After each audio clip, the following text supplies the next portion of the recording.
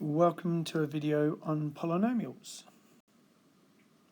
So firstly, we look at a definition of a polynomial. So we have to have an expression with one or more terms.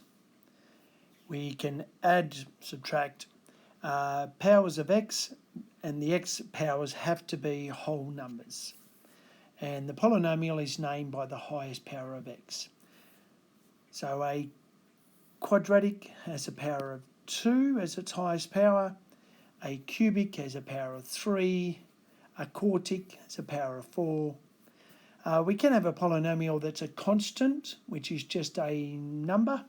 Its power would be 0. That would be the highest power of x for that. So for our example, a couple of other little definitions. So the one with the term with the highest power is called our leading term. So for this example, 3x to the 5 is our leading term, and it's a polynomial of degree 5 because that's the highest power. The coefficient, so the coefficient is the numerical value in front of the x with its power. So the coefficient of x squared is -2.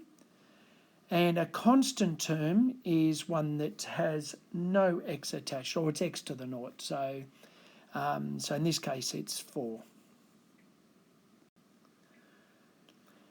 The polynomial can also be written in function notation, so p of x.